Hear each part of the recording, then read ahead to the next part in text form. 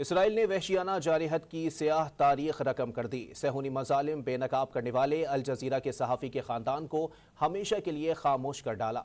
गुज़िश्ता रोज़ की बर्बरियत से मज़ीद 750 फ़लस्तीनी शहीद हो गए हैं।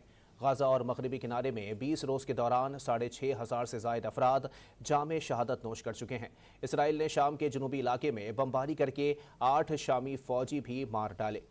गजा के अस्पतालों के लिए ईंधन और बिजली समेत दीगर अशिया ज़रूरिया की तरसील ताहाल मुअत्तल है। सहूनी हुकाम ने अपने यरगमाली शहरियों की रिहाई के लिए ज़मीनी कार्रवाई जल्द लॉन्च करने का हतमी इंदिया दे दिया।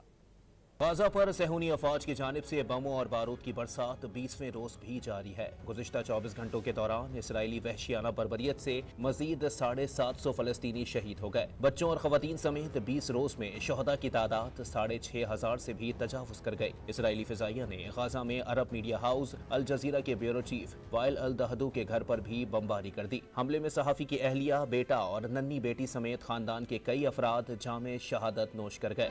मगरबी किनारे में भी इसराइली अफवाज और यहूदी आबादकारों के हमलों में शहीद फलस्तीनियों की तादाद 100 से बढ़ गई। इसराइल ने शाम के जनूबी इलाके में बमबारी करके 8 शामी फौजी भी मार डाले। इसराइल ने गाजा के अस्पतालों को ईंधन और बिजली समेत दीगर अशिया ज़रूरिया की तरसील रोकी हुई है, जिसकी वजह से अस्पताल के बेड्स पर सिसकते जख्मी तेजी से शहादत के सफर पर गामजन हो रहे हैं। इन तमाम मजालिम के बावजूद फलस्तीनी डॉक्टर्स के हौसले बुलंद हैं और वो गीत गाकर ये अज़म दोहरा रहे हैं कि दर्द खत्म होने तक वो वहीं रहेंगे। दूसरी जानिब इसराइली हुकाम ने अपने यरगमाली शहरियों की रिहाई के लिए ज़मीनी कार्रवाई जल्द लॉन्च करने का हतमी इंदिया दे दिया। सहूनी क़यादत की जानिब से कहा गया है कि अगर कोई भी शहरी शुमाली गाजा में पाया गया तो उसे दहशतगर्द तस्वुर किया जाएगा।